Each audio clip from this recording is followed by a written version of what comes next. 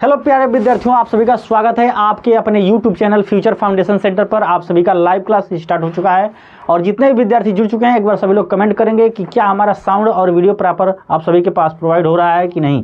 ठीक है, तो आज के वीडियो में हम मॉडल पेपर यानी कि जो हूबहू क्वेश्चन आपके बोर्ड पेपर में देखने को पहले मिलते हैं सेक्शन ए में, यानी कि 20 ऑब्जेक्टिव क्वेश्चन, उसके बाद से आपके अति लघुत्तरी, लघु उत्तरी, उसके बाद से दीर्घोत्तरी प्रश्न मिलते हैं।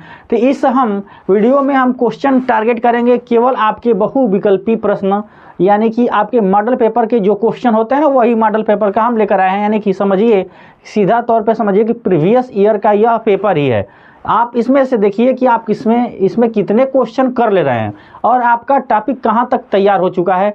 और जितने विद्यार्थी जुड़ चुके हैं एक बार सभी लोग कमेंट करेंगे और अपने दोस्तों मित्रों के पास भी शेयर कर दीजिए।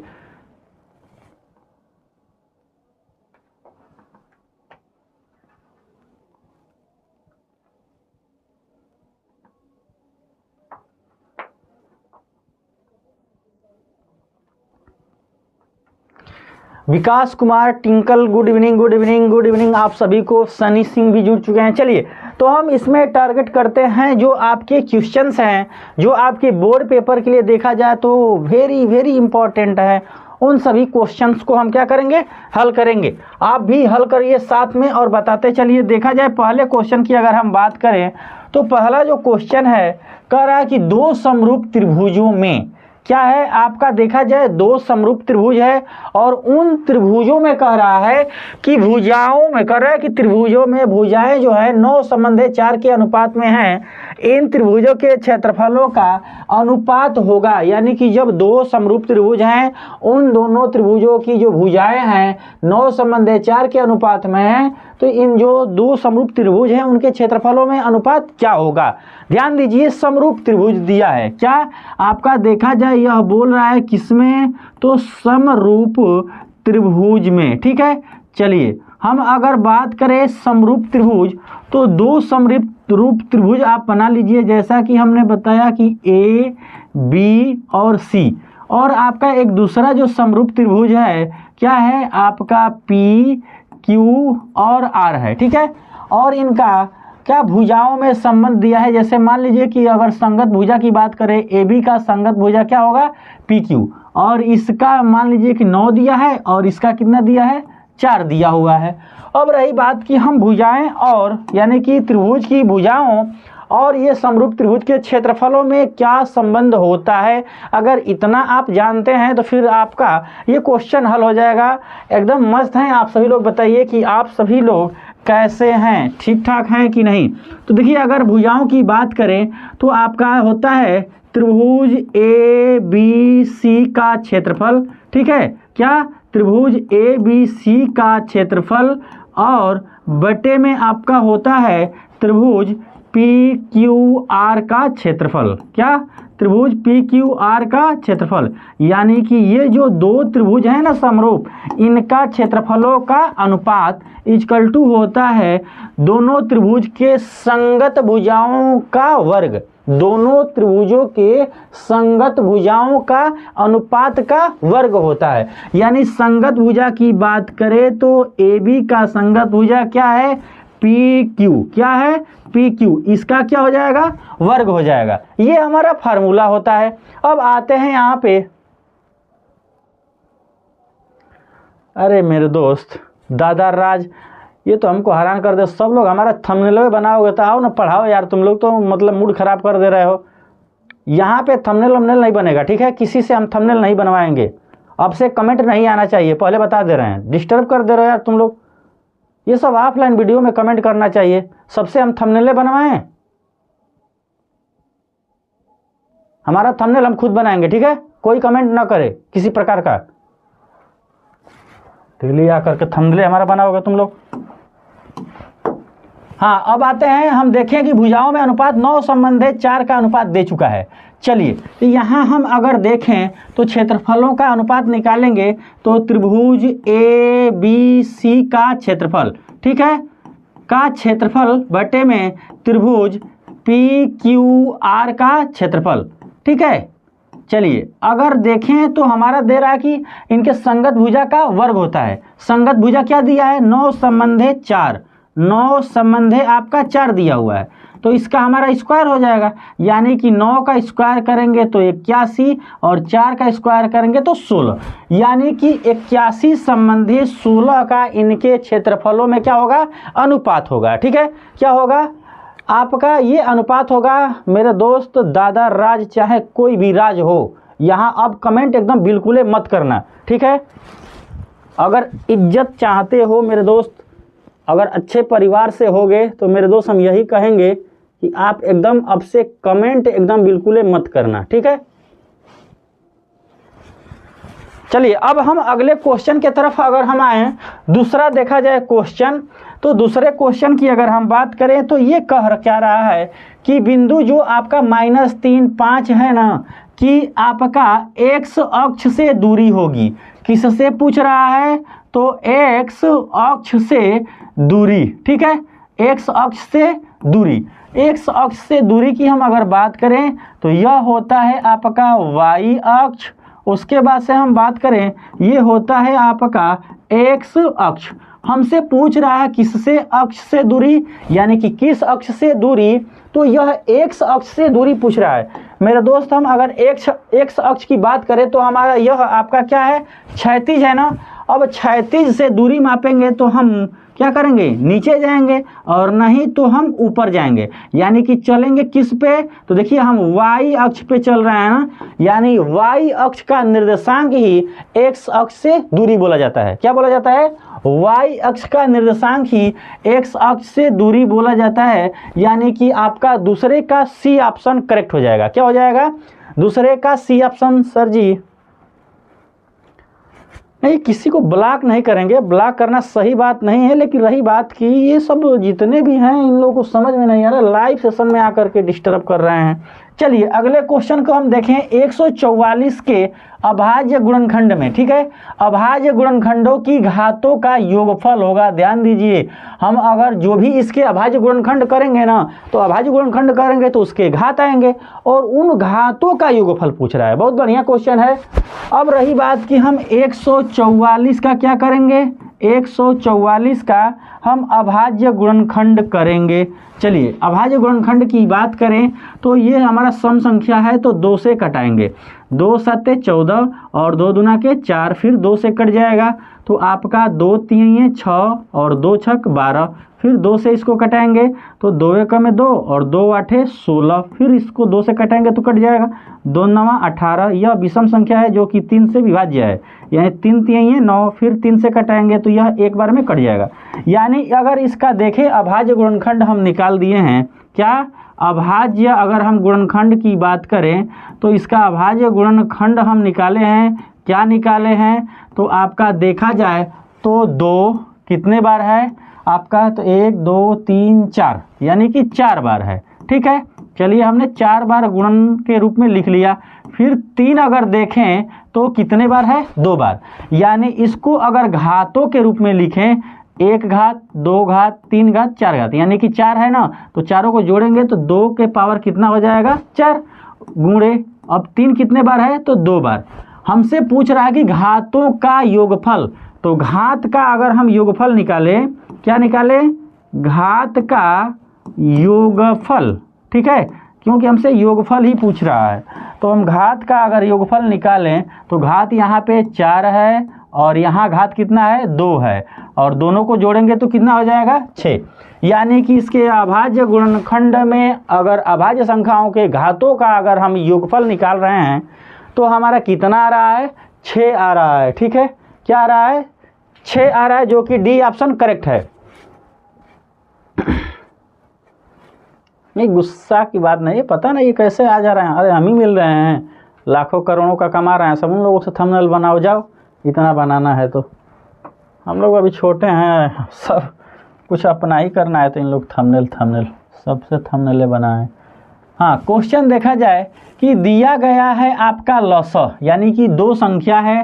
पहली संख्या आपका देखा जाए तो 132, कितना 132। दूसरी संख्या की अगर बात करें तो 288, ठीक, अब रही बात कि कह रहा है कि इनका जो लॉसा है क्या है, अगर इन दोनों संख्याओं के अगर हम लॉसा की बात करें तो कितना है 3168 है। फिर कह रहा है कि आप मौसा ज्ञात कर दीजिए इन दोनों संख्याओं का। क्या पूछ रहा है हमसे, मौसा पूछ रहा है, क्या मौसा बता दीजिए, ये मौसा पूछ रहा है। हम आपको बता रहे हैं ये फार्मूला, आप इस फार्मूला को हमेशा के लिए याद रखिएगा जब तक आपका बोर्ड पेपर ना हो। क्या फार्मूला कहता है, फार्मूला यह कहता है कि हमारा जो होता है मौसा गुणे क्या आपका लॉसा, क्या होता है लॉसा, बराबर होता है क्या आपका, तो पहली संख्या गुणे दूसरी संख्या। क्या होता है, पहली संख्या क्या होती है, पहली संख्या गुणे आपका होता है दूसरी संख्या। क्या होती है आपका दूसरी संख्या। ये आपका फार्मूला होता है। इस फार्मूले पे आप रख दीजिए। हमसे पूछ रहा है मौसा, क्या पूछ रहा है मौसा, और लौसा का मान दिया हुआ है क्या आपका 3168। कितना दिया हुआ है 3168। पहली संख्या की बात करें तो कितना है 132 गुणे दूसरी संख्या की बात करें तो कितना दिया है 288 दिया हुआ है। अब हम यहाँ से अगर मौसा निकाल दें, क्या निकालें हम, अगर मौसा का मान निकालें तो आपका देखिए 3168 से भाग हो जाएगा इसमें, यानी 132 गुणे 288 और अपान में क्या हो जाएगा 3168। इसको कटा दीजिए, कटाएंगे और जो भी आपका इसका हल आएगा देखा जाए तो वही आपका क्या होगा आंसर हो जाएगा। ठीक है, क्या हो जाएगा आंसर हो जाएगा। चलिए हम कटाते हैं। अगर हम कटा करके देखें, क्या करें, अगर हम कटा करके देखें तो आपका मान कितना आएगा। यहाँ से अगर हम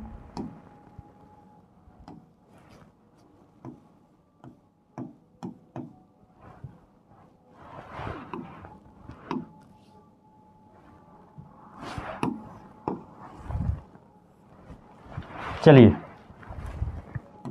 कटाएंगे, यहाँ पे देखा जाए तो आपका 11 से ये संख्या कट जाएगी, 132 जो है 11 से कट जाएगा, यानी 11 का में 11, 11 दूना के 22। अब इसको कटाइए, अगर हम इसको कटाएं, इसको अगर 11 से कटाएं तो आपका देखा जाए तो कितना हो जाएगा आपका, अगर इसको हम कटा रहे हैं तो 11 दूना के 22। अगर हम यहाँ से कटा दे 11 दूना के 22 कटाएंगे तो आपका 22 जब यहाँ से घटाएंगे तो आपका कितना हो जाएगा 9 2 11, यानी कि आपका यहाँ 6 बच रहा है। यानी कि चलिए इसको कटाइए 11 दूना के 22, ठीक है, यानी कि 96 बच गया। फिर 11 छक 66, तो 66 करेंगे तो आपका ये हो जाएगा 11 छक 66। किसी दूसरी संख्या से इसको कटाया जाए,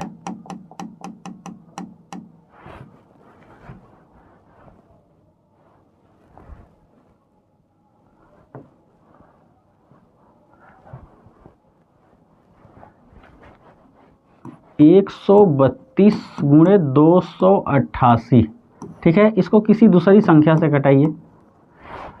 हम यहाँ अगर आए तो आपका देखा जाए तो आपको अगर इसको हम कटा दें इससे, 2 से ही कटाइए, 2 एकम में 2, 2 चौके 8, 2 चौके 8। फिर इसको अगर 2 से कटाएंगे तो 2 एकम में 2, आपका 2 5 10, 2 8 16, 2 चौके 8। फिर इसको 2 से कटाएंगे तो आपका 2 7 14 और आपका देखा जाए 2 दूना के 4।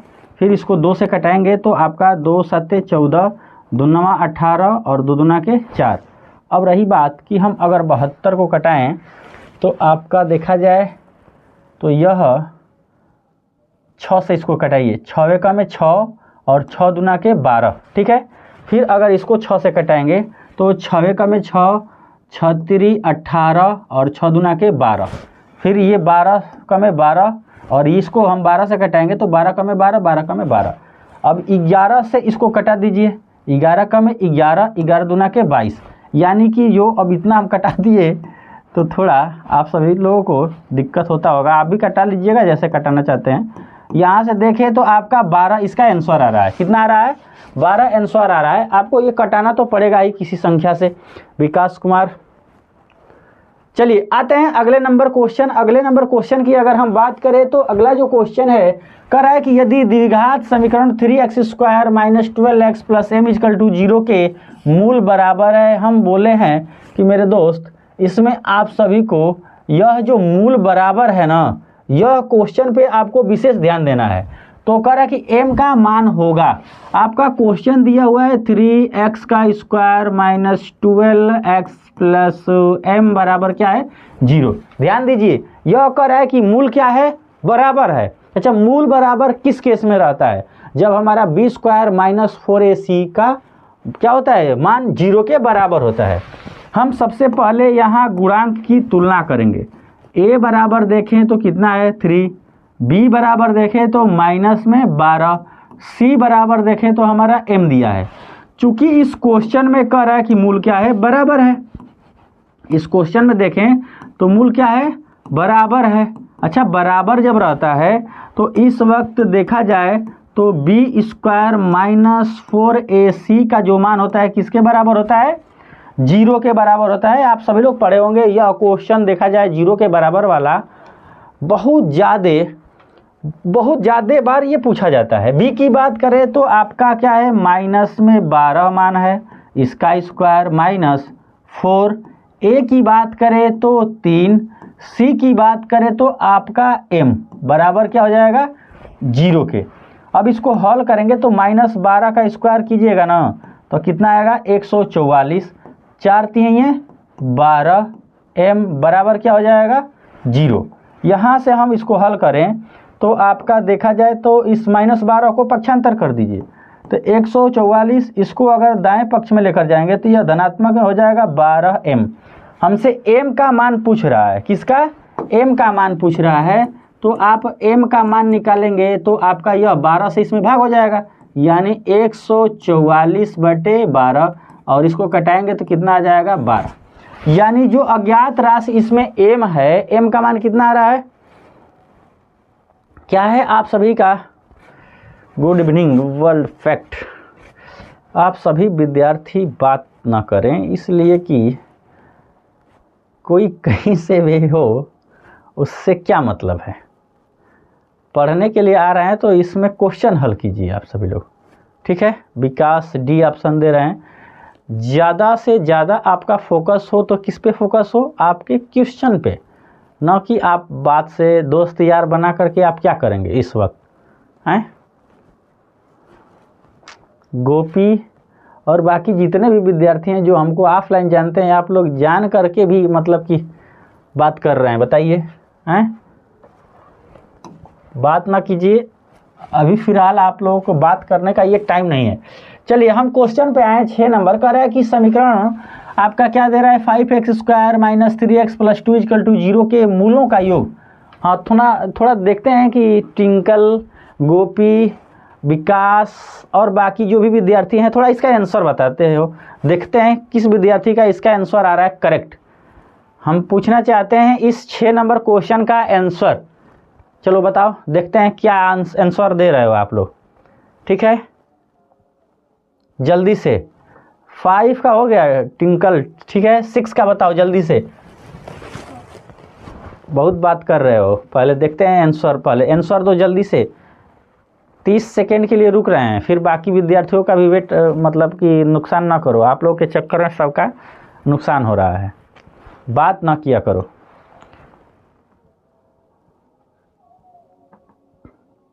बस देख करके इस क्वेश्चन का आंसर आ जाना चाहिए, फिर भी इतना टाइम लग गया।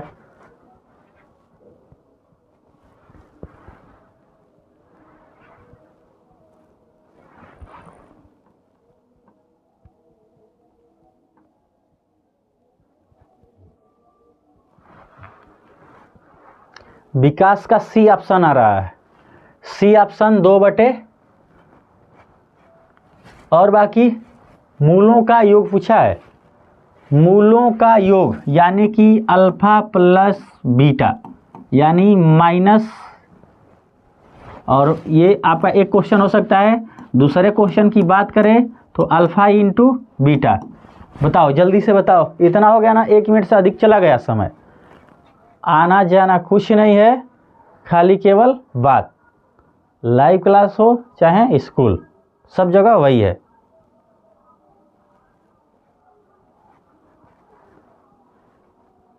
सिक्स का ए ऑप्शन आ रहा है, -b/a। हाँ करेक्ट आंसर है, टिंकल का आंसर आया है, सही आया है।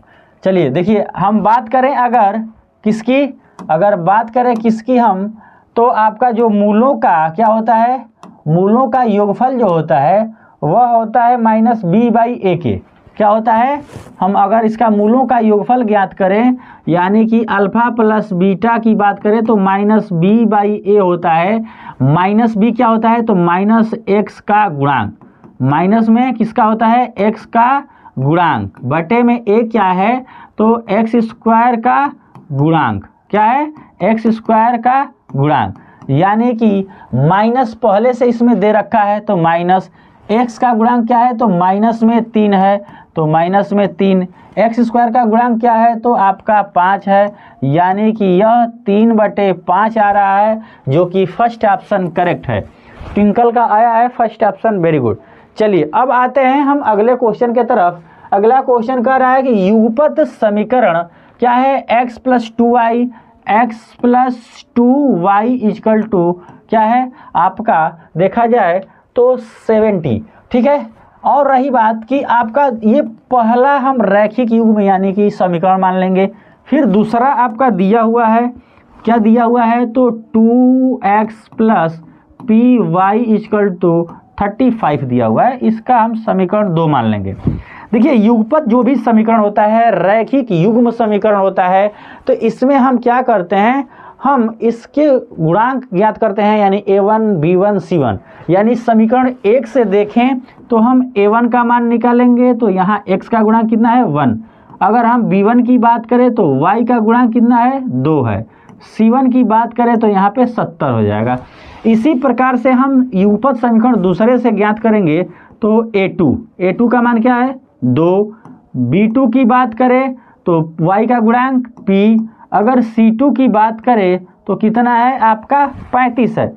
अब रही बात कि हमसे आगे क्वेश्चन कर रहा है कि कोई हल नहीं है। अच्छा, कोई हल जब नहीं होता है उस वक्त क्या हमारा प्रतिबंध होता है। अगर कोई हल न होने की बात करें तो इस वक्त जो हमारा रूल होता है, a1/a2 = b1/b2 ≠ c1/c2, यही होता है ना। यानी कि इस केस में हमारा जो रैखिक युग्म होते हैं उनका कोई हल नहीं होता है। अच्छा, जब कोई हल नहीं होता है तो पहले हम a1/a2 का वैल्यू निकालेंगे। चलिए, हम अगर a1/a2 की वैल्यू निकालें तो a1 का मान 1 और a2 का मान कितना है, 2। फिर हम b1/b2 निकालें तो b1 का वैल्यू क्या है, 2 है। b2 की बात करें तो ये क्या है, p है। और हम केवल हमें p का मान चाहिए, तो हम प्रथम 2 पदों में ही क्या करते हैं, तुलना कर देंगे। यानी कि जब प्रथम 2 पदों में हम मान रखेंगे तो हमारा मान आ रहा है 1/2, और इसके बराबर क्या है, बराबर b1/b2 बराबर 2, यानी कि 2 क्या हो जाएगा, p। हम तिर्यक गुणा करेंगे तो आपका p बराबर क्या हो जाएगा, 2 का 2 में गुणा करेंगे तो 4। यानी कि p वैल्यू जो है इसका जो मान आ रहा है, कितना आ रहा है, 4 आ रहा है। यानी कि आप सभी का करेक्ट जो आंसर हो जाएगा डी ऑप्शन हो जाएगा। और जितने भी विद्यार्थी देख रहे हैं आप सभी लोग कमेंट कीजिए, रफ और पेन लेकर ही बैठिए, ऐसे केवल देखने से कोई मतलब नहीं होगा। हाँ, 7 का डी। और क्यों, इस तरह से आप देखेंगे, हल करेंगे, इससे हमें और आपको यह फ़ायदा होगा कि आपको लग रहा है कि हम यह कर लेंगे, लेकिन आप बोर्ड पेपर में नहीं कर पाएंगे, आते हुए भी नहीं कर पाएंगे। जानते हैं क्यों, प्रैक्टिस नहीं रहेगा तो आपका समय ज़्यादा लगेगा। यानी कि 3 घंटे 15 मिनट में आपका पेपर हल ही नहीं होगा, जबकि उस क्वेश्चन को आप लाइव क्लास में पढ़े हैं, स्कूल में भी पढ़े होंगे, जानते सब कुछ है, लेकिन नहीं कर पाएंगे। क्यों, क्योंकि आपका प्रैक्टिस लिखने का, जल्दी से सोचने का, कैलकुलेट करने का शक्ति नहीं है। और यह न होने के कारण आपको 3 घंटा 15 मिनट से अधिक लगेगा, 4 घंटा लगेगा, 4.5 घंटा लगेगा, तो आपको जाहिर सी बात है कि छूटेगा क्वेश्चन। और आप आएंगे कहेंगे कि जानत रहनी है, सब आवत रहल है, लेकिन समय कम पड़ गया, दूसरा से चर्चा करब, सखी सहेली से, अपनी घर परिवार से, और उससे चर्चा का कोनो मतलब ना रह जाए। तो आप प्रैक्टिस कीजिए, जितना हो सके उतना आप घर पे मॉडल पेपर, प्रीवियस ईयर का अनसॉल्व्ड पेपर आप हल कीजिए। लाइव में अगर पढ़ रहे हैं तो मैथ में और साइंस में तो आपको रफ और पेन लेकर ही बैठना होगा। इस बात को आप एकदम मतलब कि समझिए, नहीं कहा जाता है कि गांठ बांध लीजिए 100% यह होगा ऐसा, तो आप समझिए क्या हम कहना चाहते हैं। बिंदुओं ए का निर्देशांक दिया है तथा बी को जोड़ने वाले रेखाखंड का मध्य बिंदु, यानी कि दो बिंदुओं को जोड़ने वाले रेखाखंड के मध्य बिंदु का निर्देशांक दे चुका है, और उसमें आपका एक अज्ञात है ए। इस ए का मान पूछ रहा है, यानी कि दो बिंदुओं के मध्य बिंदु का निर्देशांक। क्या दो बिंदुओं के मध्य बिंदु का निर्देशांक क्या होता है? तो आपका होता है मध्य बिंदु का निर्देशांक। क्या होता है? मध्य बिंदु का निर्देशांक। ठीक है, क्या होता है? निर्देशांक की अगर हम बात करें तो आपका जो निर्देशांक होता है एक्स वाई बराबर, ये होता है x1 प्लस x2 अपान 2। ठीक है, फिर y1 प्लस y2 अपान क्या होता है 2। इसी पे आपको रख देना है, रख करके हल करेंगे तो आ जाएगा। ये जो मध्य बिंदु है क्या क्या है देखिए, a अपान 8 क्या दिया है, a अपान 8, दूसरा क्या दिया है 4, यानी यही एक्स वाई का मान है, बराबर हमारा x1 x2, यानी कि यह हमारा होगा x1 y1, यह होगा x2 और ये क्या होगा y2। मान रखेंगे x1 प्लस x2। अगर हम x1 की बात करें तो माइनस में 4, प्लस x2 की बात करें तो आपका 5, और इसका बटे क्या हो जाएगा 2। फिर y1 तो 2 है, प्लस y2 की बात करें तो कितना है 6 है, और इसका बटे क्या हो जाएगा 2 हो जाएगा। हम देखेंगे यहाँ पे कि हमसे पूछ रहा है a, तो हम y के मान को छोड़ देंगे, a की तुलना कर देंगे। ठीक है, आपका देखा जाए हम a के तुलना कर देंगे, यानी x अक्ष का तुलना करेंगे तो आपका a/8 होगा इक्वल टू आपका 5 में से 4 घटेगा तो 1, और बट्टे में क्या हो जाएगा 2। यहाँ से हम तिर्यक गुणा करेंगे तो 2a इक्वल टू आपका 8, 2 से इसको कटाएंगे तो 4 बार में कट जाएगा, यानी a का मान कितना आ जाएगा 4। यानी a जो अज्ञात राशि है इसमें धनात्मक मान आ रहा है कितना 4 आ रहा है। आप सभी का करेक्ट आंसर 8 का फर्स्ट ऑप्शन नहीं होगा। ठीक है टिंकल, थोड़ा माइनस प्लस का भी विशेष ध्यान दो, कैसे -8 आ जाएगा, पॉसिबल ही नहीं है, 4 होगा। ठीक है, चलिए अब आते हैं अगले नंबर क्वेश्चन। ऐसे ही प्रैक्टिस कीजिए आप लोग, न आए तो उसको ध्यान से देखिए। जो क्वेश्चन होगा कि जैसे आपको पहले ही लग जाएगा कि नहीं इस टाइप के क्वेश्चन को हम नहीं पढ़े हैं तो मुश्किल है बताना, तो उसको देखिए। इसमें क्वेश्चन कर रहा है कि बहुलक वर्ग बताइए, यानी कि बहुलक वर्ग। अब ये क्वेश्चन बहुत ही इजी है, उम्मीद करते हैं कि आप सभी विद्यार्थी इसको देख करके ही बता देंगे। ठीक है, क्या करेंगे आप सभी लोग देख करके ही इसको बता देंगे, तो आप सभी लोग बताने का प्रयास कीजिए। देखते हैं सबसे पहले किस विद्यार्थी का आंसर आ रहा है। ठीक है, किस विद्यार्थी का आंसर आ रहा है बताइए आप सभी लोग। आपको बहुलक वर्ग बताना है, क्या बताना है, बहुलक वर्ग बताना है। चलिए बताइए आप सभी लोग क्या होगा इसका बहुलक वर्ग अगर हम निकालें तो। देखिए बहुलक वर्ग का मतलब कि जिसकी बारंबारता सबसे ज़्यादा होगा उसके वर्ग अंतराल में चले जाएंगे, वही हमारा बहुलक वर्ग हो जाएगा। क्या हो जाएगा, वही हमारा बहुलक वर्ग हो जाएगा। यानी कि बारंबारता में सबसे ज़्यादा बारंबारता किसकी है 8 की, और इसके वर्ग अंतराल में जाएंगे तो यही हमारा बहुलक वर्ग होगा 3 से 5। क्या होगा, 3 से जो 5 होगा हमारा बहुलक वर्ग हो जाएगा। आइए अब अगले क्वेश्चन पे देखें। तो अगला जो क्वेश्चन है आपका क्या कह रहा है कि आपका त्रिभुज ABC में आपका एक त्रिभुज है, इस त्रिभुज का नाम दे रखा है आपका क्या दिया है ABC। क्या दे रखा है ABC। चलिए यह A हो गया, यह B हो गया, यह C हो गया, हमें पता नहीं है। फिर कह रहा कि अगर यदि AB का क्या मान है 6√3, 6√3 सेंटीमीटर। उसके बाद से आपका AC भुजा है, इसका मान कितना दिया है आपका 12 सेंटीमीटर। उसके बाद से BC है कितना 6 सेंटीमीटर। यानी कि ये तीन भुजाओं का तीनों का मान दे रखा है। अब कह रहा है कि आप बताइए कि 9 का बी ऑप्शन आ रहा है, 9 का बी ऑप्शन, हाँ वेरी गुड। चलिए अगर हम बात करें यहाँ कि आपसे पूछ रहा है कि कोण बी का मान बताइए। देखिए आप समकोण त्रिभुज पढ़े होंगे, समकोण त्रिभुज से इसको चेक कीजिए कि क्या यह समकोण त्रिभुज में जो पाइथागोरस प्रमेय लागू होता है वह अगर इस पे काम करेगा यानी कि लागू हो जाएगा तो फिर हमें पता चल जाएगा कि बी क्या होगा, और नहीं होगा तो उसका भी पता चल जाएगा कि क्या है। यानी कि सबसे बड़ी भुजा का हम वर्ग देखेंगे। सबसे बड़ी भुजा क्या है 12 है ना, यानी इसका हम वर्ग करेंगे। ठीक है, तो इसका वर्ग करेंगे तो कितना आएगा 144। और बाकी जो दो भुजा बच रहा है इनका हम वर्ग करके योग कर देंगे। बाकी जो दो भुजा बच रहा है उसका हम योग करके क्या करेंगे, वर्ग करके योग कर देंगे। यानी कि हम अगर क्या कर रहे हैं 6√3 का हम स्क्वायर कर दे रहे हैं किसके, यानी कि इसका स्क्वायर और फिर ये BC का स्क्वायर का योग। ठीक है, चलिए तो 6 का स्क्वायर करेंगे तो आपका 36 इंटू आपका √3 का स्क्वायर करेंगे तो आपका 3 प्लस इसका करेंगे तो 36। अब देखिए इसका हम अगर गुणा करेंगे तो आपका कितना हो जाएगा, तो आपका 108। 108 में हम अगर 36 जोड़ते हैं तो कितना हो जाएगा आपका 144। ध्यान दीजिए यहाँ से हम देखें कि यानी कि सबसे बड़ी भुजा का जो वर्ग है क्या है, सबसे बड़ी भुजा का वर्ग जो है शेष दो भुजाओं के वर्ग के योगफल के बराबर है। शेष दो भुजाओं के वर्ग के योगफल के क्या है बराबर है।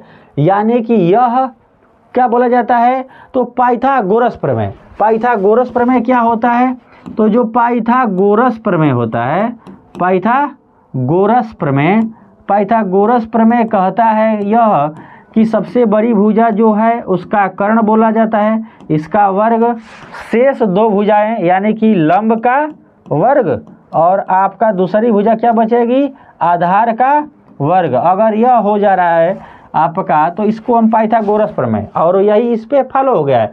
कर्ण सबसे बड़ी भुजा 12, ठीक है, और बाकी शेष दो भुजा ये लंब आधार होंगी जो कि क्या होंगी, दोनों का योगफल क्या आ रहा है किसके बराबर, तो आपका 144 के बराबर। अब रही बात कि ये जो कोण बी होगा आपका देखा जाए तो कितने डिग्री का होगा, तो 90 डिग्री का होगा, क्योंकि यह केवल समकोण त्रिभुज में लागू होता है। समकोण त्रिभुज यह होगा और जिसमें हमारा इसके सामने की भुजा जो होगी यह सबसे बड़ी होगी, क्योंकि यही सबसे क्या होता है बड़ा कोण होता है। यानी कि सबसे बड़े कोण के सामने की भुजा क्या होती है, कर्ण होता है। ठीक है, चलिए अब आते हैं, यानी कि ये जो होगा कितने अंश का होगा, तो बी जो होगा 90 अंश का होगा। अब आते हैं अगले नंबर क्वेश्चन। आप सभी का देखा जाए तो 10 का बी ऑप्शन सबका भी आ रहा है, वेरी गुड। चलिए अब आते हैं, अब अगले क्वेश्चन को देखें तो 11 नंबर क्वेश्चन ध्यान से पढ़िए और फिर आपका फर्स्ट नंबर क्वेश्चन इस वीडियो का, यानी कि दो समरूप त्रिभुजों के क्षेत्रफलों का अनुपात दिया है और त्रिभुजों की संगत भुजाओं का अनुपात पूछा है। ध्यान दीजिए हम कहना क्या चाहते हैं, हमारे कहने का मतलब है कि ये क्षेत्रफलों का अनुपात दिया है और पूछ रहा है कि संगत भुजाओं का अनुपात आप बताइए। और हम अभी इसी क्वेश्चन को किए हैं। देखिए यहाँ से हम देखें तो यहाँ भुजाओं का अनुपात दिया था और ये क्षेत्रफलों का अनुपात पूछा, एकदम सेम उल्टा, क्वेश्चन वही है उल्टा कर दिया है। तो आप कहेंगे कि ये कैसे होगा, तो आपकी ये कमी है। आपको फार्मूला हम जो लिखवा रहे हैं फार्मूला पे आपको विशेष ध्यान देना चाहिए। आप जाएंगे बोर्ड पेपर में तो यही सब क्वेश्चन आएंगे, वहाँ आप घबरा जाएंगे। घबराने का रीज़न यह है कि जो हम यहाँ सूत्र लिखवा रहे हैं उस सूत्र पे आपका फोकस नहीं है, जिसके वजह से आप उलझ जा रहे हैं। चलिए हम देखें समरूप त्रिभुज की संगत भुजाओं और उन दोनों समरूप त्रिभुजों के क्षेत्रफलों में अनुपात। तो देखिए संगत भुजाओं के अनुपात की अगर बात करें तो संगत भुजा AB और मान लीजिए कि ये PQ है, तो संगत भुजा का क्या होता है वर्ग होता है। फिर तो आपका त्रिभुज का क्षेत्रफलों का अनुपात, यानी कि त्रिभुज क्या है ABC का क्षेत्रफल, ठीक है, यानी कि पहला त्रिभुज हम लिए हैं ABC और दूसरा त्रिभुज क्या लिए हैं PQR का क्षेत्रफल। ठीक है, हम क्षेत्रफल ये ज्ञात किए हैं तो हम यहाँ हम बना दे रहे हैं ताकि आप सभी लोग घबराएंगे नहीं। जैसे त्रिभुज ए बी सी, दूसरा समरूप त्रिभुज लिए हैं क्या, आपका पी क्यू और आर, ठीक है। तो आपका संगत भुजा ए बी का क्या होगा, पी क्यू, तो यही संगत भुजा लिए हैं। और इसमें आपका क्षेत्रफलों का अनुपात दे रखा है कितना, 16 संबंधे 25, कितना दिया है, 16 संबंधे 25। यहाँ से हम मान निकाल रहे हैं, यानी कि हम ए बी बटे आपका पी क्यू, ध्यान दीजिए ये वर्ग हमारा स्क्वायर है, स्क्वायर को जब इधर भेजते हैं तो ये क्या होता है, सभी पदों को रूट के अंदर कर देता है ना, यानी कि ये हमारा रूट में हो जाएगा। त्रिभुज ए बी सी का क्षेत्रफल क्या हो जाएगा, ए बी सी का क्षेत्रफल, और बटे में त्रिभुज पी क्यू आर का क्षेत्रफल, ये होगा ना। चलिए इतना जब जानते हैं तो आप रूट में कर दीजिए। ए बी सी का क्षेत्रफल मतलब कि हमारा 16, ये है 16 और इसका क्या है आपका 25, तो 16 बटे क्या हो जाएगा 25, यानी कि इसका वर्गमूल निकालेंगे तो 16 का वर्गमूल 4 और 25 का वर्गमूल निकालेंगे तो 5, यानी 4 संबंधे 5 का अनुपात हो जाएगा इन दोनों त्रिभुजों के संगत भुजाओं का अनुपात। बोलिए, अब ये समझ चुके हैं, कर लेंगे अब से, उम्मीद है कि आप सभी विद्यार्थी कर लेंगे। 11 का 4 संबंधे 5 आ रहा है, वेरी गुड, बहुत बढ़िया। टिंकल कौन सा फंडा लगा दे रही हो। चलिए अब यहाँ देखा जाए, ये जो हमारा त्रिभुज कह रहा है कि चित्र में, चित्र का ठिकाना नहीं है, कोई बात नहीं, चित्र का ठिकाना नहीं है तो हम बना दे रहे हैं। ये आपका देखा जाए तो ए बी सी कोई त्रिभुज है और आपका यह जो आपका देखा जाए एक भुजा आपका ए डी है, ठीक है। और इसमें आपका माप दिया है ए बी का मान 3 सेंटीमीटर, क्या दिया है, ए बी का मान 3 सेंटीमीटर, उसके बाद से ए सी का मान 6 सेंटीमीटर, बी डी का मान 2 सेंटीमीटर, उसके बाद से सी डी का मान 4 सेंटीमीटर दिया है, ठीक है, ये मान दे रखा है। अब ध्यान दीजिए ये क्वेश्चन, अच्छा चलिए हम यहाँ अनुपात निकालते हैं, क्या, ए बी अपान में हम ए सी क्या निकालते हैं, अगर ए सी, तो ए बी की अगर हम बात करें तो कितना है 3, ए सी की बात करें तो कितना है 6 सेंटीमीटर, इसको कटाएंगे तो 1/2 आ रहा है, कितना आ रहा है 1/2। फिर अगर हम देखें, अगर बी डी बटे सी डी का अनुपात निकालते हैं, क्या, बी डी बटे में अगर सी डी का अनुपात निकालते हैं तो 2 बटे क्या है 4, इसको भी अगर हम कटाएं तो 2 एकम में 2, 2 दूना के 4, यानी 1/2 आ रहा है। ध्यान दीजिए, हम अगर ए बी बटे ए सी, ए बी बटे अगर ए सी का अनुपात निकाल रहे हैं तो कितना आ रहा है 1/2। फिर अगर हम बी डी बटे अगर सी डी निकाल रहे हैं तो इसका भी अनुपात क्या आ रहा है 1/2। इतना तो हमें आप लोग भी समझ चुके होंगे कि हमने अनुपात निकाला है। इसका मतलब यह कि जो हमारा कोण ए है ना, क्या, कोण ए का भाजक क्या है, कोण ए का अगर हम भाजक की बात करें, क्या है, कोण ए का भाजक, यानी कोण ये है ना, इसको भाजक मतलब कि इसको विभाजित करने वाला भुजा, यानी कि ए डी है ना, ए डी जो है, ए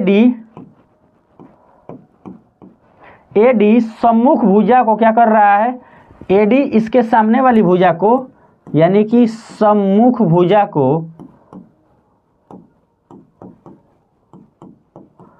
संलग्न भुजाओं को समान अनुपात में विभाजित करता है। क्या करता है, समान अनुपात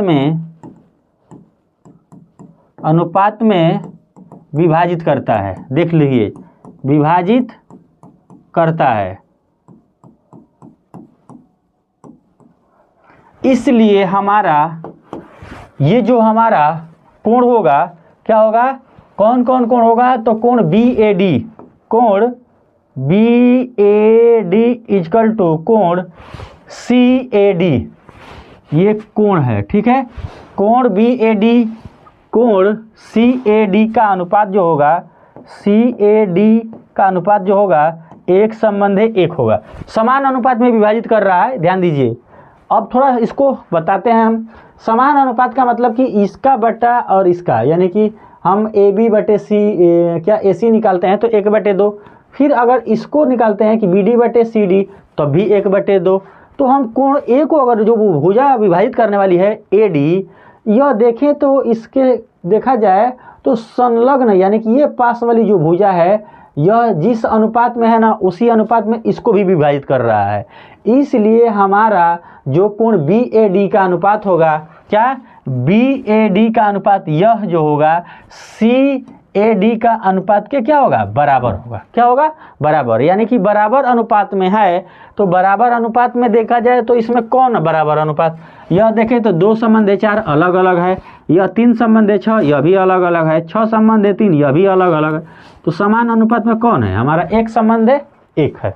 चलिए आते हैं अगले नंबर क्वेश्चन। और यह क्वेश्चन देखा जाए तो दिया है sin 23 अंश और बटे में cos 67 अंश का मान पूछ रहा है। अब इसको हम देखें तो विद्यार्थियों को देख करके और तुरंत गोला भर करके आगे, गोला भर के आगे। ठीक है, बोलिए कौन सा ऑप्शन इसका करेक्ट हो जाएगा। हम बात करें इस टाइप के क्वेश्चन में तो हम किसी एक को चेंज करते हैं, यानी कि या चाहे तो हम हर को चेंज करें, नहीं तो क्या करें, हम अंश को चेंज करें। किसी एक को चेंज करेंगे तो आपका क्या हो जाएगा, देखा जाए तो यहाँ sin 23 है ना, तो इसको क्या लिख सकते हैं हम, चाहे तो 90 में से अगर 67 अंश घटाते हैं तो आपका 23 हो जाएगा। और काश नीचे वाले को छोड़ देंगे, किसी एक को ही चेंज करते हैं, दोनों को चेंज करेंगे तो फिर क्वेश्चन आ जाएगा वही। तो देखिए यहाँ पे sin 90 माइनस थीटा, तो यह बन जा रहा है cos 67 अंश, और नीचे आपका क्या है cos 67 अंश। यहाँ हम इसको बताएंगे कि जो हमारा जो सूत्र होता है sin 90 माइनस थीटा, यह किसके बराबर होता है, तो cos थीटा के बराबर होता है। इसीलिए हम क्या बना दिए इसको cos थीटा, और cos थीटा 67 यह क्या है, आपस में बराबर है, जिसके वजह से इसका जो मान आएगा कितना आएगा, तो 1 आएगा। 13 का C ऑप्शन, वेरी गुड, 13 का C ऑप्शन। इस तरह से क्वेश्चन अब हमको लग रहा है कि उम्मीद टिंकल आपको मतलब क्लियर तो हो ही गया है आपका। इसमें अगर माइनस करके आगे का पूछे तब, और चाहे जोड़ करके। अच्छा चलिए इस पे एक क्वेश्चन हम दे रहे हैं। जैसे हम कहें कि आपका साइन आपका दे दिया है 10 अंश बटे में काश आपका अगर दे दे 90, ये दे दे आपका कितना 80 अंश।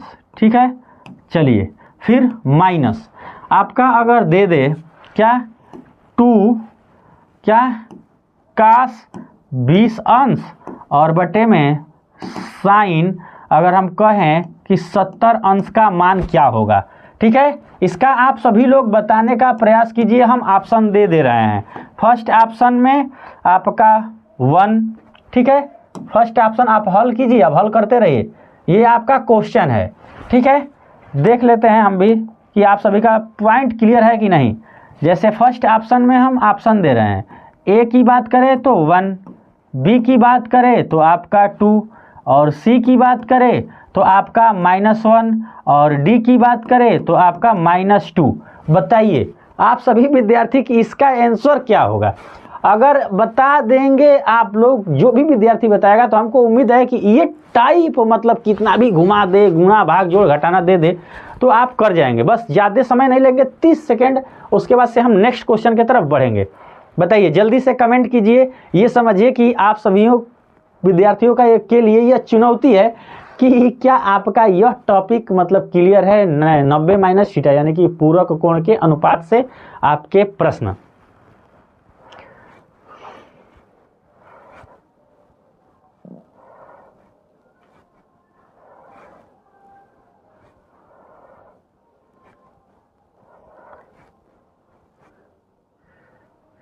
क्वेश्चन, अरे नंबर बताओ मेरे दोस्त, नंबर भी। सनी, किस नंबर क्वेश्चन का आप आंसर दे रहे हो।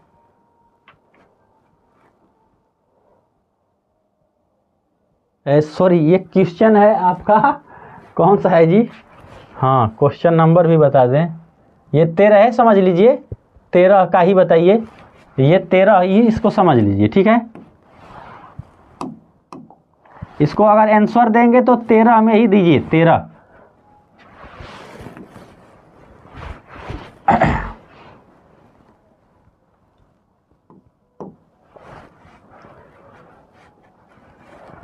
सी।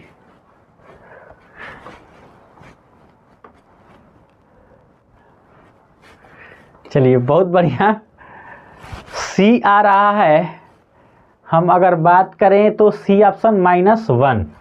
वेरी गुड, बहुत बढ़िया टिंकल यादव, थैंक यू। चलिए टॉपिक क्लियर हो गया है। सनी कैसे -2 होगा, -2 कैसे होगा, इसका 1 होगा प्लस में, इसका -2 होगा, तो -2 में से 1 निकलेगा तो -1 बचेगा, ठीक है। चलिए बहुत बढ़िया, क्लियर तो है, इतना हमें भी मतलब कि अब अंदाज लग गया कि ये टॉपिक आप सभी का क्लियर है, कोई बात नहीं।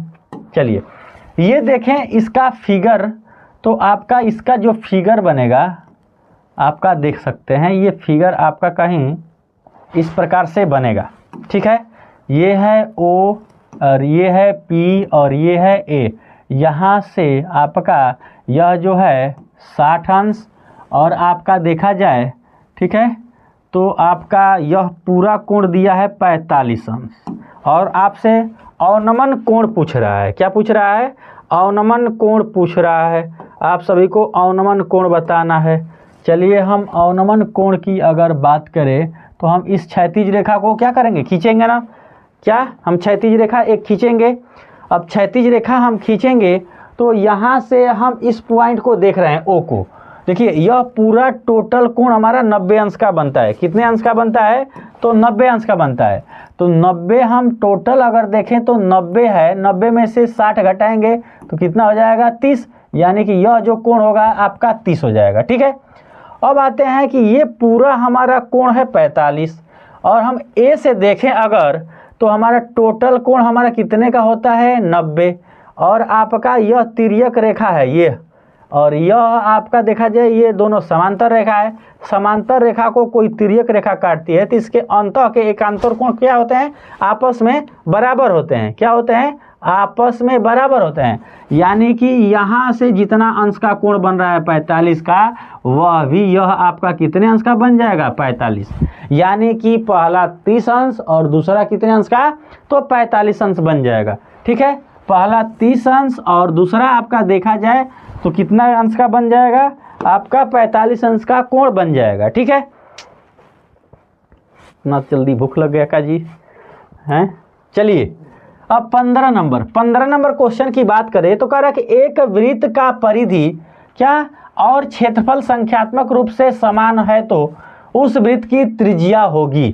कोई आपका देखा जाए तो वृत्त है, ठीक है, और इस वृत्त की परिधि क्या? वृत्त की परिधि और क्षेत्रफल का संख्यात्मक रूप से बराबर है।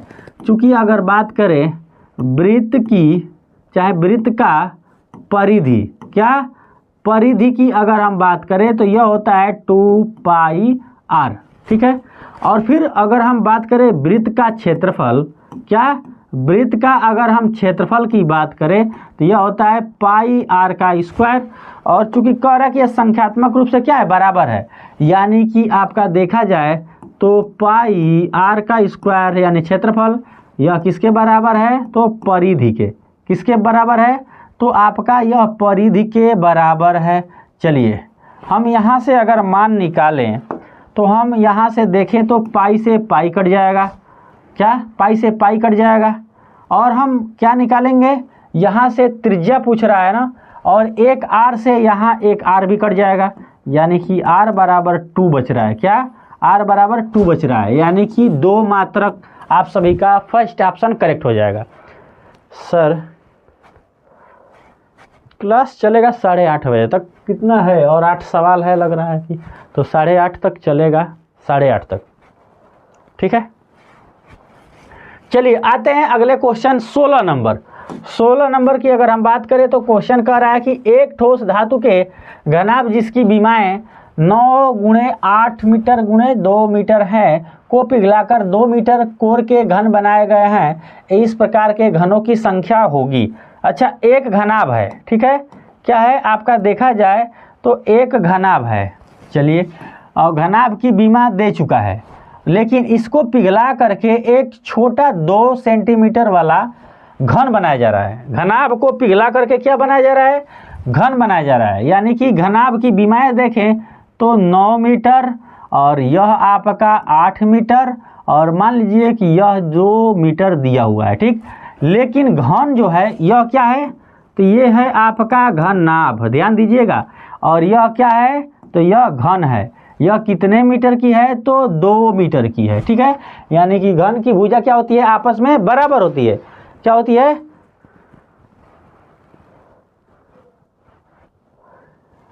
घन की भुजा क्या होती है? आपस में बराबर होती है। और ये घनाभ का बीमा दिया हुआ है। अच्छा ध्यान दीजिए, ये घनाभ का जो हमारा आयतन होगा, अब रही बात कि इसके आयतन में अगर हम इतने छोटे छोटे मीटर के और क्या करें, टुकड़ा काट दे घनाभ का, तो उसकी संख्या कितनी होगी ये पूछा जा रहा है। चाहे आप समझिए, अगर देहाती भाषा में अगर हम बात करें तो एक बड़ा गोला है, ठीक है, घनाभ का, उसको पिघला करके और छोटे छोटे घनाभ वाले, मतलब कि गोली के टाइप का आपका बनाया जा रहा है, यानी कि 2 मीटर भुजा वाले, ठीक है। अब रही बात कि इसकी संख्या कितनी होगी, तो संख्या की अगर हम बात करें तो संख्या में हम निकालेंगे कि माना क्या घनों की संख्या, क्या घनों की संख्या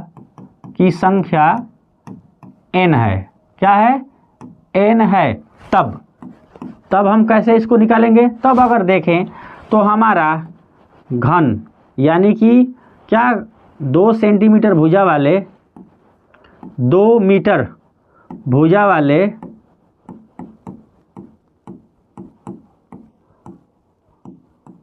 घनों का आयतन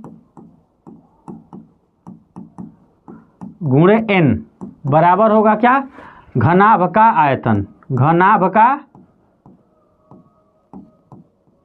आयतन क्या हो जाएगा? घनाभ के आयतन के बराबर हो जाएगा। अब निकालिए, चूंकि घन के आयतन की बात करें तो भुजा का क्यू होता है, यानी कि 2 का हमारा क्या हो जाएगा? क्यू, और इसमें हमारा गुणा है n का। घनाभ का आयतन लंबाई गुणे चौड़ाई गुणे ऊंचाई, यानी कि घनाभ का आयतन लंबाई गुणे चौड़ाई गुणे ऊंचाई, तो लंबाई 9, चौड़ाई आपका देखा जाए तो क्या है? आपका देखा जाए 8 और ऊंचाई आपका मान लीजिए कि ये 2 हो जाएगा, यानी कि 9 गुणे 8 गुणे क्या हो जाएगा? 2। हम 2 का क्यू 9 करके इसको वहाँ पहले पक्षांतर कर देते हैं, यानी कि n का मान, तो 9 गुणे 8 गुणे क्या हो जाएगा? 2। 2 का क्यू, इसका मतलब कि 2 गुणे 2 गुणे 2, और ये 2 से ये 2 कट जाएगा, और 2 दूना के 4, 4 दूना के 8, 9 दूना के 18, यानी कि n का जो मान आ रहा है, यानी कि आपका इसमें देखा जाए तो जो 2 मीटर के जो भुजा वाले अगर घनों की संख्या देखा जाए तो कितना होगा? तो 18 होगा। आप सभी का फर्स्ट ऑप्शन करेक्ट हो जाएगा, ठीक है। क्या होगा? फर्स्ट ऑप्शन करेक्ट हो जाएगा। आते हैं अगले क्वेश्चन पे। कह रहा है कि माध्य होगा। ये क्वेश्चन आप सभी से देखा जाए तो हर एक सेट में माध्य पूछ रहा है। क्या? समांतर माध्य। चलिए हम माध्य निकालते हैं। अगर माध्य की बात करें तो आप सभी का क्या होगा? इसका माध्य। हम अगर माध्य की बात करें तो पहले हम एक सारणी बनाते हैं, यानी कि हम एक क्या बनाएंगे? सारणी बनाएंगे। तो सारणी हम एक अगर बनाएंगे तो इस सारणी में क्या क्या लिखेंगे? तो लिखेंगे पहले वर्ग अंतराल। क्या? वर्ग अंतराल, ठीक है। उसके बाद से बारंबारता। क्या? बारंबारता। उसके बाद हम लिखेंगे मध्यमान। क्या? मध्यमान, जिसको हम x बोलेंगे। उसके बाद से हम फिर f इंटू एक्स।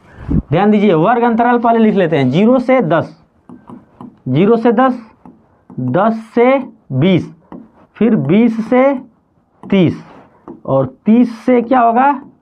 40, ठीक है। 40 से फिर क्या दिया है आपका? 50। ये वर्ग अंतराल। बारंबारता की अगर बात करें तो क्या दिया है? 4, 5, 6, फिर आपका 4, उसके बाद से 1। ये अभी हम क्वेश्चन को अभी लिखे हैं, ध्यान दीजिए। 18, हाँ वेरी गुड, ये क्वेश्चन को लिखे हैं। अब हम क्या करेंगे? ये वर्ग अंतराल का मध्यमान निकालेंगे, यानी कि निम्न वर्ग अंतराल उच्च वर्ग अंतराल को जोड़ करके 2 से भाग करते हैं। तो आप 2 से भाग कीजिए जोड़ करके, ठीक है। क्या कीजिए? भाग कीजिए। अगर हम भाग करेंगे, देखें अगर क्या, अगर हम भाग करेंगे तो क्या होगा, 0 और 10 को जोड़ेंगे तो 10, 10 में 2 से भाग करेंगे तो कितना हो जाएगा 5, 10 20 30, 30 का आधा करेंगे तो 15, वर्ग अंतराल समान है, अंतर इन दोनों का 10 होगा, तो 5 में 10 जोड़ेंगे तो 15, 15 में 10 जोड़ेंगे तो आपका 25, 25 में 10 जोड़ेंगे तो 35, 35 में 10 जोड़ेंगे तो आपका 45। यह काम कब करते हैं, जब इनके बीच वर्ग अंतराल क्या होता है, समान होता है, यानी अंतर, क्या अंतर, देखिए सब में 10 का अंतर है ना, तो हमने सब में क्या किया 10 जोड़ करके हम मध्यमान निकाल दिया है ट्रिक के अनुसार। अब कह रहा है कि सिग्मा ऑफ एफ एक्स ज्ञात कीजिए, क्या एफ एक्स का मान ज्ञात कीजिए, यानी कि बारंबारता और मध्यमान का गुणनफल। देखिए बारंबारता 4, मध्यमान 5, तो 4 5 20, फिर 5 और 15 का गुणा, 15 5 75, 25 6 का कितना होता है, तो आपका 150, 150, 35 दूना के 70, 7 दूना के 14, 140 हो जाएगा, 45 कम है आपका 45। देखिए अब हम क्या करेंगे, हम सिग्मा एफ ज्ञात करेंगे। तो सिग्मा एफ की बात करें तो 4 5 9, 9 6 15, 15 आपका ये 5 20, क्या हो जाएगा 20। अब आगे इस सभी हम एफ एक्स का मान को क्या करेंगे, सिग्मा एफ एक्स निकालेंगे। सिग्मा एफ एक्स की अगर हम बात करें तो आपका देखिए क्या हो जाएगा, ये आपका देखा जाए तो 0 5 5 5 5 10 एक हासिल, तो ये 5 4 9, 9 5 14, 14 7 4 11, 21 22 23, 23 का 3 और 2 बच रहा है, 2 2 4, 430। अब हम रही बात की समांतर माध्य हमसे पूछ रहा है, क्या समांतर माध्य, तो समांतर माध्य क्या कहता है, सिग्मा एफ एक्स अपान सिग्मा एफ, यही ना होता है, सिग्मा एफ एक्स अपान सिग्मा एफ। मान रख दीजिए, देखिए सिग्मा एफ एक्स का मान 430 बटे में सिग्मा एफ का मान 20, तो हम 0 से चाहे तो 0 को कटा सकते हैं और 43 में हम भाग देंगे तो आपका 2 दूना के 4, 2 एक में 2, 2 5 10, 21.5 आ रहा है, यानी इसका समांतर माध्य जो आ रहा है 21.5 आ रहा है। बोलिए इस क्वेश्चन का आंसर नहीं दिए हैं आप सभी लोग, आंसर देना चाहिए आप सभी को, ठीक है। चलिए आते हैं अगले नंबर क्वेश्चन। अगला क्वेश्चन देखा जाए तो यह जो टाइप है बहुत ही इंपॉर्टेंट है। कर आंकड़ों का समांतर माध्य क्या दिया है, आपका माध्य की अगर हम बात करें तो माध्य दिया है 28, उसके बाद से बहुलक दिया है, क्या अगर बहुलक की हम बात करें तो बहुलक कितना दिया हुआ है 16। हमसे पूछ क्या रहा है कि माध्यिका का मान बताइए। चलिए चूंकि हम अगर बात करें सूत्र की तो सूत्र होता है आपका क्या, बहुलक बराबर, ठीक है, बहुलक बराबर होता है 3 गुणे माध्यिका, क्या होता है 3 गुणे माध्यिका माइनस 2 गुणे माध्य, क्या होता है माध्य। ये आपका फार्मूला होता है जो कि देखा जाए तो बहुत इंपॉर्टेंट है आपके लिए, इसको याद रखिएगा, नहीं तो हर लगभग सेट में यह क्वेश्चन दे दिया है बहुलक माध्यिका कभी माध्य निकालने के लिए। तीनों में से कोई एक तो आपको देगा ही देगा, लेकिन टाइप चेंज नहीं होने वाला है, क्या टाइप आप सभी का चेंज होने वाला नहीं है। तो अब इसमें हम रख देंगे बहुलक का मान दिया है 16 बराबर 3 गुणे माध्यिका, ठीक है, माध्यिका माइनस 2 गुणे माध्य, माध्य का मान कितना दिया है 28, 28 इसको हल कर दीजिए, यहाँ से हल करें तो 16 बराबर 3 गुणे आपका माध्यिका, ठीक है, क्या हो जाएगा माध्यिका माइनस, अब 28 दूना का कितना होता है 56, 8 दूना के 16, दूना के 4 1 5। अब इस माइनस वाले वैल्यू को इधर लेकर आइए, यानी कि जब पक्षांतर करेंगे तो 3 गुणे आपका जो माध्यिका निकल के आ रहा है क्या 16 और प्लस 56। अब रही बात कि हम यहाँ से अगर 16 56 को जोड़ेंगे तो 6 6 2 12 और 5 2 7 72 हो जाएगा। यह किसके बराबर होगा, तो 3 गुणे माध्यिका के बराबर होगा ना, 3 गुणे माध्यिका के। हमसे तो पूछ रहा है केवल माध्यिका, यहाँ से अगर हम माध्यिका निकालें तो आपका 3 से इसमें भाग हो जाएगा, यानी कि 72/3, 3 से कटाइए, 3 दूना के 6 और 3 चौके 12, यानी कि 24। क्या आ रहा है? सी ऑप्शन 18 का। कितना? सी ऑप्शन आप सभी का आ रहा है।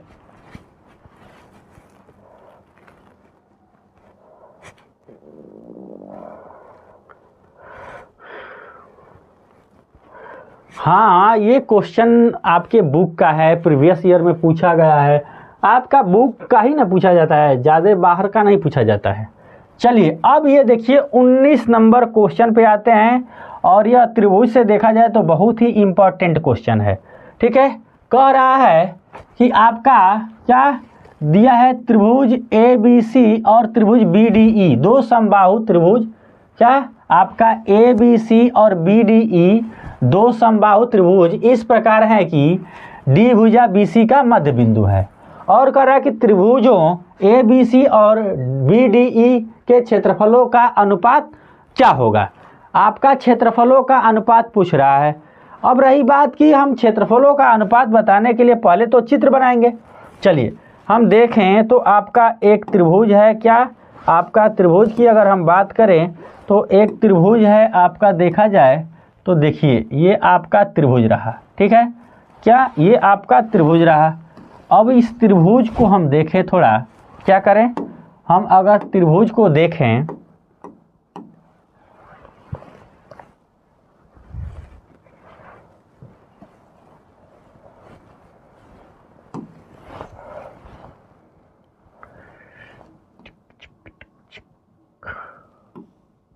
चलिए साइड में हम इसको कर दिए ताकि आप सभी को थोड़ा समझने में आसान हो जाए। और इसका नाम दे रखा है क्या? तो आपका ABC, लेकिन कह रहा है कि D भुजा BC का मध्य बिंदु है। यह आपका BC का मध्य बिंदु क्या है? आपका यह D है। फिर कह रहा है कि आपका BDE त्रिभुज भी है, BDE यानी कि आपका इस प्रकार से यह त्रिभुज होगा, आपका BDE त्रिभुज है। ठीक है, अब ये कहने के अनुसार हमने चित्र बना दिया। ठीक, अब रही बात कि चित्र हमने बना दिया तो अब इस क्वेश्चन पे आएंगे। कह रहा है कि आप बताइए कि त्रिभुज ABC और BDE के क्षेत्रफल के अनुपात क्या होंगे। हम यहाँ ध्यान देंगे कि ये जो दो त्रिभुज हैं किस प्रकार के हैं?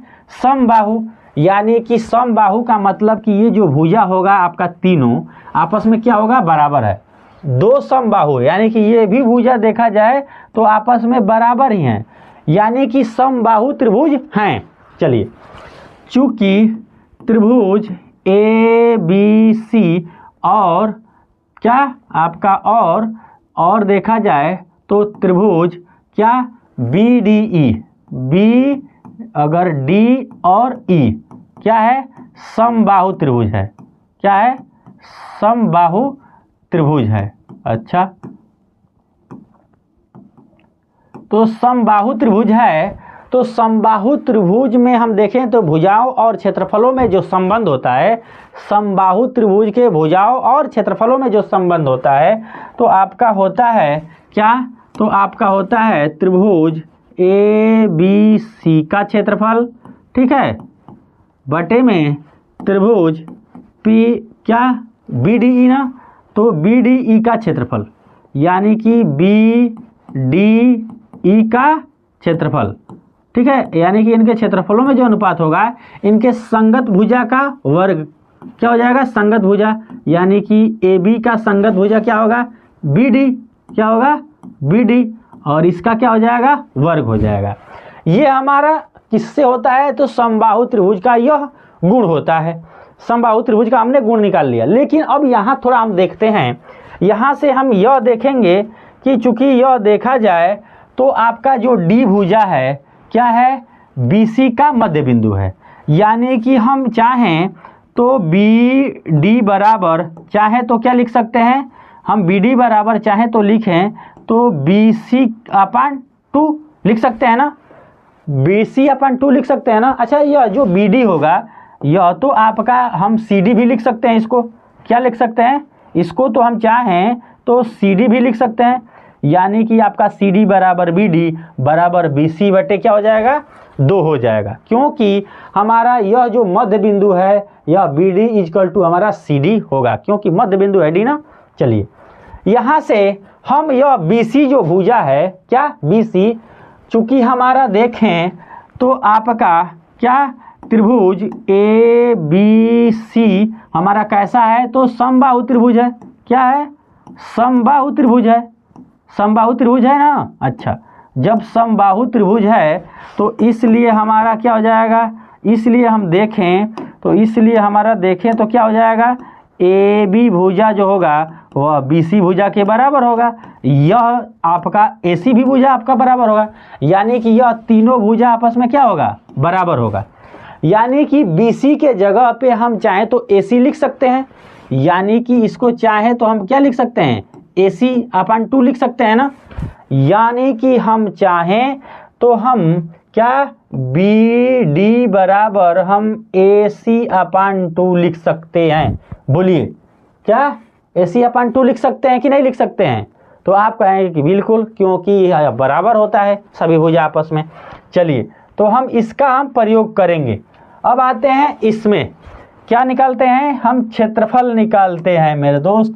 अब क्वेश्चन हो गया, अब अगर इतना समझ रहे हैं तो क्वेश्चन हो गया आपका, कोई प्रॉब्लम नहीं होगा क्वेश्चन में। आते हैं क्या, त्रिभुज ABC का क्षेत्रफल, क्या त्रिभुज ABC का क्षेत्रफल ऊपर लिखे हैं, देख सकते हैं, यही लिख रहे हैं, बटे में त्रिभुज क्या BDE का क्षेत्रफल लॉन्ग हो रहा है लेकिन बहुत बढ़िया क्वेश्चन है। AB क्या है, AB आपान में क्या है BD, और BD बराबर हम क्या निकाले हैं AC/2, यानी कि AC/2, तो यह 2 ऊपर चला जाएगा, ध्यान दीजिएगा, यह 2 ऊपर चला जाएगा, यानी कि हम इसका क्षेत्रफल निकालेंगे तो यह हो जाएगा 2AB अपान क्या हो जाएगा AC, यह जो बट्टे में 2 है ना यह ऊपर चला जाएगा, इसका हम स्क्वायर करेंगे तो यह 4 बटे क्या आ जाएगा, यह AB के जगह पे हम AC भी लिख सकते हैं, AB के जगह पे AC लिख सकते हैं। देखिए AB के जगह पे क्या लिख सकते हैं AC, क्योंकि बराबर है, यानी कि 4AC अपान क्या हो जाएगा आपका AC से AC कट जाएगा, यानी कि इसका जो मान आ रहा है क्या आ रहा है 4/1, जिसको हम लिख सकते हैं 4/1, यानी इसका जो आंसर हो जाएगा 4/1 हो जाएगा। बोलिए यहाँ तक आप सभी विद्यार्थियों को कुछ अगर दिक्कत हो तो आप समझ सकते हैं दोबारा पूछ करके। हम इसलिए कहना चाहते हैं कि यह आपको यहाँ 1 नंबर में देखने को मिल रहा है, शायद यह 4 नंबर में भी देखने को मिले, क्या 4 नंबर में भी यह देखने को मिले लॉन्ग क्वेश्चन। ठीक है, चलिए आते हैं 20 नंबर क्वेश्चन। अब 20 नंबर क्वेश्चन कह रहा है कि आपका त्रिभुज ABC क्या है, त्रिभुज ABC एक समबाहु त्रिभुज है। कैसा त्रिभुज है, समबाहु त्रिभुज है। इस प्रकार है कि AD जो है लंब है BC, क्या है AD जो है लंब है BC, तो कह रहा है कि AD स्क्वायर बराबर है, AD स्क्वायर किसके बराबर है। हम आते हैं क्वेश्चन पे। अगर हम क्वेश्चन की बात करें तो पहले बनाएंगे एक त्रिभुज, क्या है एक त्रिभुज हमने बना दिया, और यह त्रिभुज कैसा है समबाहु, और इसका नाम क्या है तो ABC है, यानी कि सभी भुजा आपस में क्या है बराबर, यानी कि समबाहु त्रिभुज ABC एक कैसा त्रिभुज है तो समबाहु त्रिभुज है, क्या है त्रिभुज है। अच्छा, जब समबाहु त्रिभुज है इसलिए इनकी सभी भुजाएं आपस में क्या होंगी बराबर, यानी AB भुजा BC के, फिर यह किसके बराबर होगा AC के। यहाँ तक आप समझ चुके हैं। अब कह रहा है कि इस प्रकार है कि AD लंब BC पर, AD जो भुजा है लंब है किस पर BC, तो AD इसमें तो कहीं दिख नहीं रहा है, नहीं ना दिख रहा है, तो AD क्या है लंब है, मतलब कि हम यहाँ से इस पे लंब डालेंगे, किस पे तो BC पर। चलिए लंब डाल दीजिए, लंब अगर हम डालें किस पे तो BC पर। अच्छा ध्यान दीजिए, हमारा यह समबाहु त्रिभुज है और समबाहु त्रिभुज में किसी शीर्ष से सम्मुख भुजा पे लंब डालते हैं, यह जो जिस भुजा पे हम लंब डालेंगे ना, इस भुजा को यह 2 बराबर भागों में विभाजित कर देगा। कितने बराबर भागों में? तो 2 बराबर भागों में। और किस बिंदु पे ये डाल रहा है? तो डी बिंदु। यानी कि हम यहाँ से देखें तो जो हमारा BD होगा यह किसके बराबर होगा? CD के। अच्छा, यह जब CD के बराबर होगा तो यह किस भुजा को विभाजित कर रहा है? तो यह BC/2 हो जाएगा, होगा ना। यह जो BD होगा CD के बराबर होगा और यह BC/2, यानी कि यह BC भुजा को क्या कर रहा है? आधा कर दे रहा है। बोलिए, ठीक। अब आते हैं, अब यहाँ देखें लंब जब होता है तो यहाँ हमारा 90 डिग्री का कोण बनता है, यानी कि 90 अंश का। अब हम कह सकते हैं कि त्रिभुज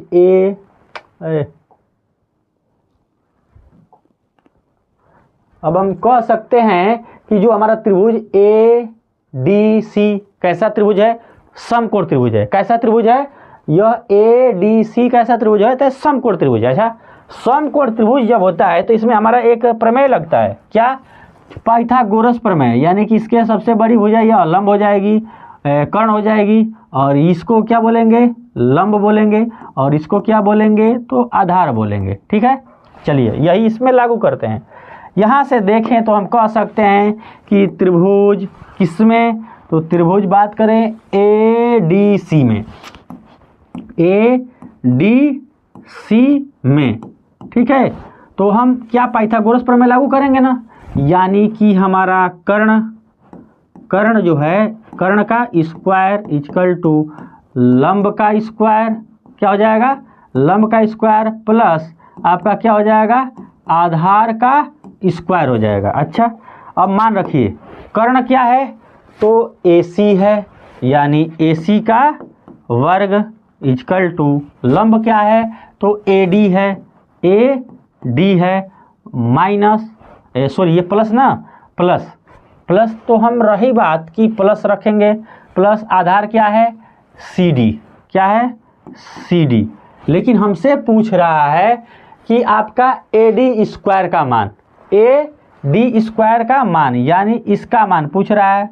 चलिए, AD स्क्वायर का मान पूछ रहा है, तो हम अगर AD स्क्वायर का मान अगर ज्ञात करें तो है CD स्क्वायर AC स्क्वायर में से घटाना पड़ेगा, यानी AD स्क्वायर का मान निकालेंगे तो इसको इधर लेकर आना पड़ेगा, यानी AC स्क्वायर माइनस CD का स्क्वायर। ये तो हमारा फार्मूला बन गया, लेकिन आंसर देखा जाए तो सब में DC दिया है, CD चाहे DC, CD चाहे DC। चलिए हम DC के रूप में इसको लिखते हैं, क्योंकि DC दिया है तो हम इसको DC का स्क्वायर। लेकिन यहाँ पे हमारा AC है, AC को बदलना पड़ेगा किसमें बदलना पड़ेगा? तो आपका देखा जाए CD, दो जगह कैसे CD आ जाएगा जी? ये आपका AC है ना, ये देखिए AC है, नहीं AD का मिस्टेक हो गया। हमें ज्ञात करना है क्या?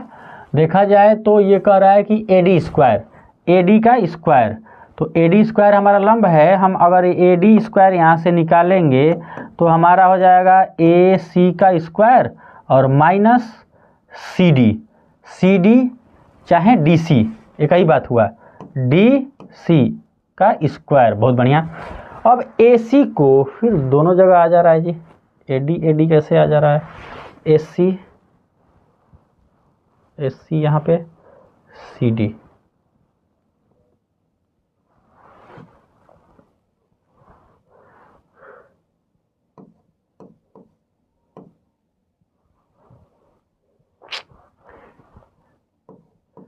CD का स्क्वायर। चलिए कोई बात नहीं, AD और ये DC पूछ रहा है, CD या DC एक ही बात हुआ। अब AC का मान हम निकालते हैं यहाँ से, ध्यान दीजिएगा। हम इस BC को चाहें तो AC लिख सकते हैं, क्योंकि समबाहु त्रिभुज है, और इसमें हमको किसका मान देना है? AC का। AC का अगर हम देखें CD के रूप में, चाहे हम कहें किसके, यानी कि इसको हम चाहें तो देखिए CD बराबर क्या हम लिख सकते हैं? AC/2। यहाँ से अगर AC का मान निकालेंगे AC का, तो 2 से इसमें गुणा हो जाएगा, 2CD का स्क्वायर, 2CD का स्क्वायर। चलिए मान रखिए यानी कि ए डी का स्क्वायर इजकल टू ए सी का मान क्या है 2CD, 2CD चाहे DC यही कह रहे, CD चाहे DC दोनों बात एक ही हुआ। तो हम 2DC इसको बना लेते हैं क्योंकि इसके रूप में दे रखा है, माइनस ये हो जाएगा DC का स्क्वायर, ठीक है। यानी कि इसको भी आप DC बना लीजिए, नहीं तो फिर कंफ्यूजन में हो जाएगा।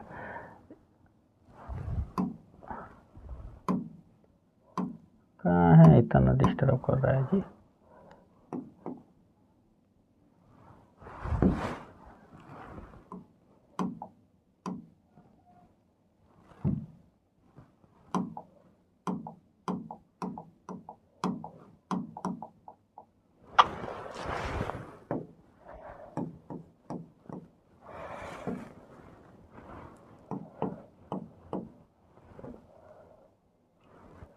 जैसे क्वेश्चन दिया है ना, इसके रूप का बना दे रहे हैं, अंतर कुछ नहीं आएगा। चलिए अब इसको घटा लीजिए, अब इसको हल करेंगे। अगर हम क्या करेंगे, हल करेंगे तो देखिए क्या मिल रहा है।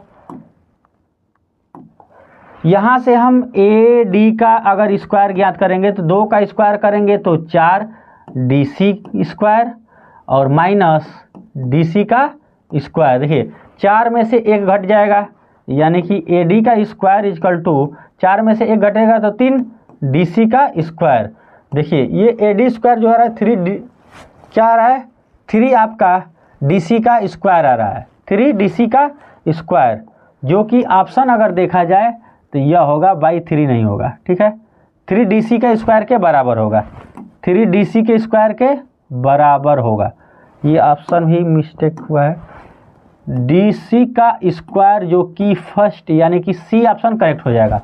थोड़ा सा यहाँ पे प्रॉब्लम हुआ था, कोई बात नहीं, हम DC का बना लेंगे। क्या, इसको DC के रूप में बना देंगे, CD ना लिख करके DC, चाहे CD बात एक ही हुआ, लेकिन ऑप्शन दे रहा था CD तो हम CD के रूप में लिख देंगे। चलिए अब आज का ये क्वेश्चन आप लोगों के लिए, ठीक है, और इसका आंसर आप सभी लोग बताने का प्रयास कीजिएगा। ये आप सभी के होमवर्क का है, नहीं तो फिर हम नेक्स्ट वीडियो में इस क्वेश्चन को वर्णन करेंगे।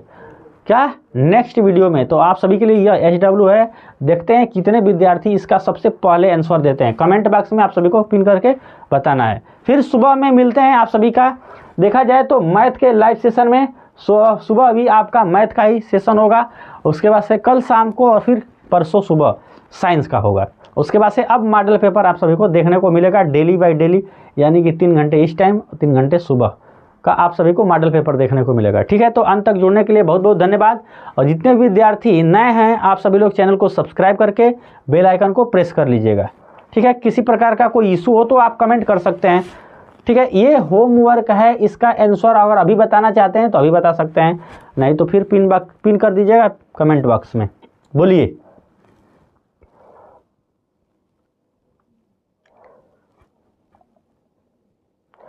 टू क्यू विकास कुमार का आ रहा है कि इसका जो फॉर्मेट होगा 2Q होगा। और बाकी सभी विद्यार्थी कमेंट कीजिए, अगर 2-4 लोग अभी कर देंगे तो फिर इसका अभी क्लियर कर दे रहे हैं। कमेंट करेंगे क्या, इसका अभी हम आंसर ही इसका मतलब कि एक्सप्लेन कर दे रहे हैं। बोलिए जल्दी से। और बाकी सभी विद्यार्थी कमेंट कीजिए कि किसी धनात्मक पूर्णांक Q के लिए प्रत्येक धनात्मक सम पूर्णांक कह रहा है का रूप होगा, और विकास कुमार का आ रहा है कि 2Q होगा।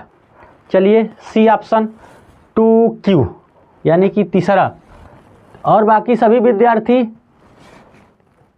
विकास कुमार का आंसर सही है। इसमें पूर्णांक कोई भी रखेंगे, 1 2 3 4 5 6 कुछ भी रखिए ना, तो वह सम संख्या ही आएगा। आप अगर इसमें सम संख्या रखेंगे तब भी सम संख्या आएगा, विषम संख्या रखेंगे तब भी विषम ही संख्या आएगा। यानी कि हम किसी भी पूर्णांक अगर Q का मान रखते हैं, हमें अगर यहाँ पे Q के जगह पे, तो जो भी इसका आंसर आएगा वह सम संख्या ही आएगा। इसलिए आप सभी का करेक्ट आंसर सी ऑप्शन होगा, जो कि विकास कुमार दिए हैं। Very good. और हम बता दें कि इसी पे से आपका ये सम न होकर के विषम भी पूछता है, ठीक है। यह दोनों क्वेश्चन आप सभी से पूछा हुआ है, दोनों क्वेश्चन पे आप सभी को विशेष ध्यान देना है। यानी कि जब विषम पूछेगा तो उस वक्त तो 2Q + 1 हो जाएगा। क्या हो जाएगा, 2Q + 1, क्योंकि हम कोई भी सम संख्या में अगर 1 जोड़ेंगे तो आपका विषम संख्या प्राप्त हो जाएगा। क्या हो जाएगा? विषम संख्या प्राप्त हो जाएगा। तो आज का इतना ही वीडियो। अब मिलेंगे हम सुबह में 5 बजे। सुबह में डेली आप सभी का लाइव क्लास स्टार्ट होता है 5 बजे से। तो 5 बजे जितने भी विद्यार्थी नहीं जुड़ रहे हैं, आप सभी लोग जुड़िए और अपने दोस्तों मित्रों के पास शेयर कर दीजिए। वीडियो पसंद आया होगा तो वीडियो को जरूर लाइक कीजिएगा। चैनल पर नए हैं या अब तक सब्सक्राइब नहीं किए हैं तो चैनल को भी सब्सक्राइब करके बेल आइकन को प्रेस कर लीजिएगा। Thank you.